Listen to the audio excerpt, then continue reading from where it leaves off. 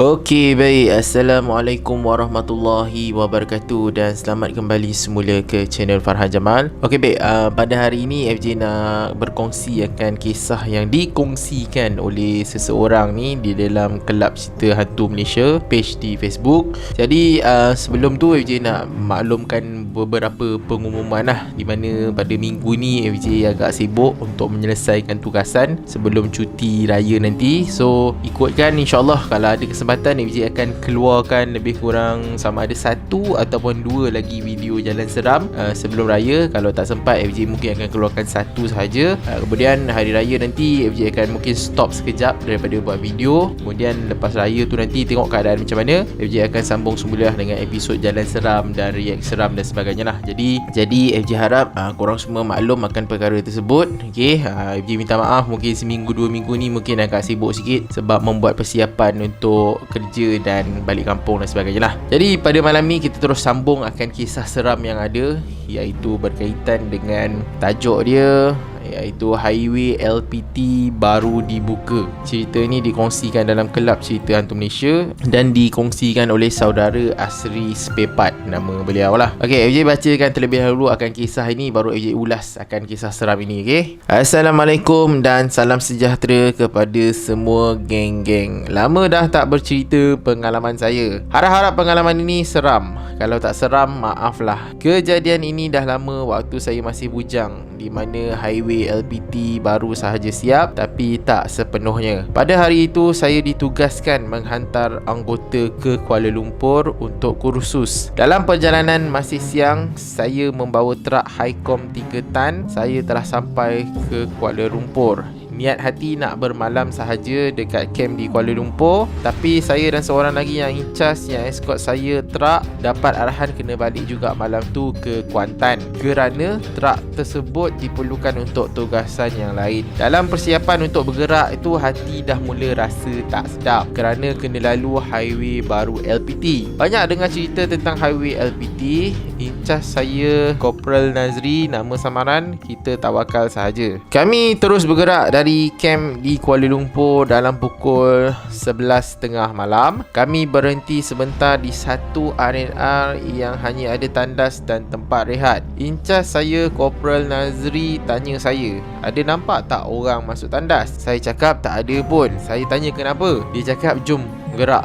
Soalan saya tidak dijawab. Kami gerak atas highway. Hanya truk saya sahaja yang ada atas highway. Ada sebuah motosikal jenis Honda 70 Cup. Lampu bulat telah memintas truk kami dengan laju. Saya beritahu Corporal Nazri, laju juga Honda 70 Cup tu. Corporal Nazri cakap jangan tegur. Dalam jarak 3 km lebih kurang, motosikal tersebut memotong lagi truk kami, membuatkan kami terperanjat dan truk termati dengan tidak semena-mena. Saya terus berhenti di tepi jalan. Saya melihat mulut Corporal Nazri terkumat kamit membaca ayat Al-Quran. Masa tu tak ada telefon canggih lagi untuk kami berhubungi dengan camp di Kuantan. Dalam menunggu, saya buat pemeriksaan atas truk tersebut.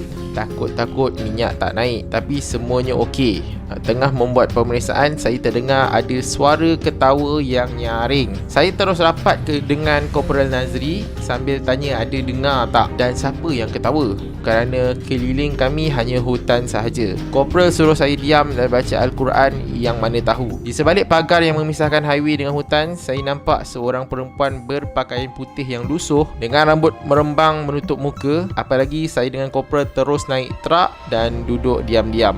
Mata tak boleh nak tidur. Lebih kurang pada pukul 3 pagi, saya perasan ada motosikal Honda 70 Cup tadi melalui cermin sisi, tapi bunyi exhaust tak kedengaran. Apabila motosikal tersebut melintasi truk kami, dengan jelas kami perasan bahawa motosikal tersebut tidak mempunyai tayar, hanyalah rim sahaja, serta pemandu tersebut memakai helmet kuning yang lusuh dan muka kelihatan hitam apabila ditoleh kepada kami sambil melintas. Hanya perkataan Allahu Akbar yang keluar dari mulut mulut saya. Saya tersedar apabila terdengar bunyi horn lori dan saya perasan hari dah siang. Saya kejutkan Korporal Nazri. Saya lihat sekeliling, rupanya sebelah tepi trak kami ada bukit berserta kuari. Padahal semalam saya dah melintasinya. Banyak persoalan bermain dalam kepala saya dengan Korporal Nazri. Siapa penunggang motosikal tersebut dan siapa perempuan di tepi pagar tersebut. Sekarang highway LPT menjadi laluan utama dari pantai timur untuk ke Kuala Lumpur. Mungkin sudah tidak ada lagi motosikal buruk tersebut. Saya minta maaf jika tulisan dan pengalaman saya tak seram. Sekian, terima kasih. Okey, jadi perjalanan tersebut adalah perjalanan di Rebuh Raya LPT, iaitu daripada Kuala Lumpur untuk menuju ke Kuantan, yang di mana nanti kena ada lalu dekat kawasan Terowong kalau tak silap. Okey, lepas tu dia ada laluan dekat situ lah. Laluan apa dia panggil? Tak ingat pula. Okey, jadi tak sampai lagi masuk Terengganu dan sebagainya sebab dia nak menghala ke Kuantan. Jadi pada waktu tersebut LPT baru sahaja dibuka dan pada waktu itu kenderaan pun tidak banyak. Dia kata dia berhenti ke RNR, ada tandas sahaja. Kemudian pada malam tu pun dia mengalami macam situasi pelik lah. Macam Korporal Nazri tadi pun dia tanya akan ada tak orang masuk dalam tandas dan sebagainya. Lepas tu bila dia tanya, dah jom kita gerak lah cepat-cepat kan. Kemudian sampailah gangguan itu apabila dia nampak ada motosikal Honda 70 Cup, motosikal lama lah, memotong mereka ketika itu dan motosikal tersebut agak laju lah. Jadi apabila motosikal tu dah potong dorang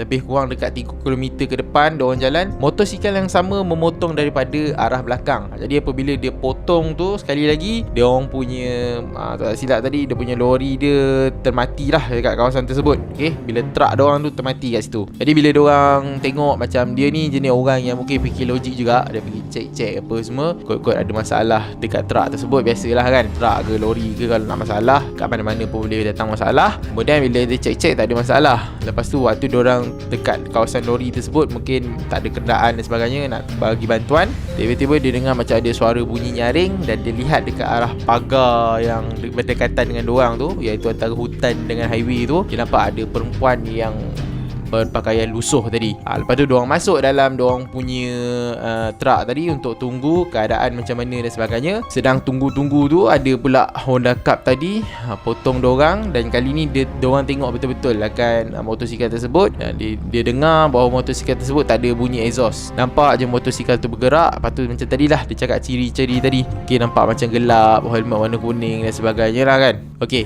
lepas tu dekat motosikal tersebut pun dia nampak macam tak ada tayar, hanya rim saja. Dan waktu motosikal tu melintas dorang, motosikal tu, orang tu tengok ke arah dorang lah dengan muka yang nampak kelihatan hitam lah. Okay, lepas motosikal tu berjalan, entah macam mana, sama ada dorang tertidur ke, dorang pingsan ke, tengok-tengok dengar bunyi horn dah waktu pagi. Okay, lepas tu dia bangun-bangun, dia berada dekat kawasan ada bukit dengan kuari. FJ tak pastilah kat mana kejadian ni. Okay, berbalik kepada kisah ini, FJ tak tahu akan kebenaran dia sebab gangguan yang diterima tu agak hardcore lah, agak dahsyat lah juga kan daripada sudut gangguan itu, sebab macam banyak gangguan yang diterima dan pada waktu itu sendiri pun, waktu tu Rebuh Raya LPT ini baru sahaja dibuka. Jadi banyak kisah-kisah seram yang orang ceritakan dan sebagainya lah. Jadi kita berbalik kepada FJ nak kongsikan pengalaman FJ sewaktu melalui Rebuh Raya LPT pada beberapa tahun yang lepas. FJ berhentilah kat mana-mana hotspot yang orang kata perasing dan sebagainya kan. Tapi bila lalu dekat kawasan Rebuh Raya LPT tersebut, tidaklah ada apa-apa sebarang macam perkara pelik ke highway tersebut pun. Masa FJ lalu pada waktu tengah malam tu pun ada kenderaan lah yang melalui, so tak berapa nak seram sangat dan keadaan itu mungkin berbeza berbanding waktu dulu. Jadi atas inisiatif itulah yang FJ buat penelusuran dekat highway yang baru, iaitu highway, kalau tak silap, highway Pantai Barat. Highway tersebut baru saja disiapkan secara berperingkat, di mana masih tak siap lagi.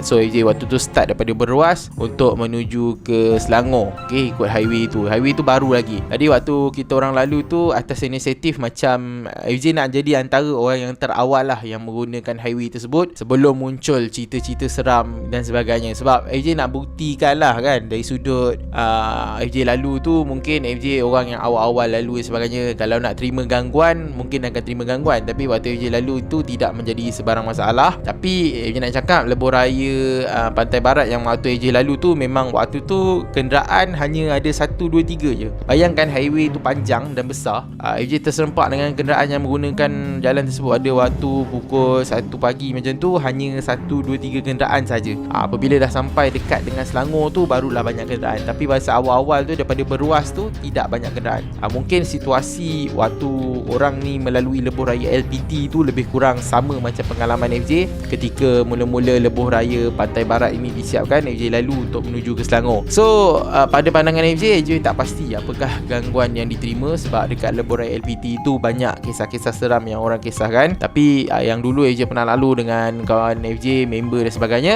kami tidak mengalami sebarang masalah lah. Sampai kami berhenti dekat arena pricing pun kami tak ada sebarang masalah yang berlaku. Dan perjalanan pada malam itu pun FJ rasa agak bosan sebab kita lalu kat highway kan, dia tak ada apa-apa sangat lah, dia tak thrill macam kalau kita lalu jalan dalam. So pada pendapat FJ, pengalaman yang dia lalui ini, FJ tak boleh nak nyatakan sama ada cerita yang dikisahkan ini adalah sahih ataupun tidak. Sebabnya ialah pengalaman orang masing-masing tak sama. So pengalaman FJ pun tak sama. Tapi FJ memang sentiasa insyaAllah akan memburulah kalau ada highway baru yang baru siap kan. Contohnya ada satu highway daripada, kalau tak silap FJ, daripada Negeri Sembilan boleh cross sampai ke Kelantan tu. FJ tak ingat nama highway tersebut.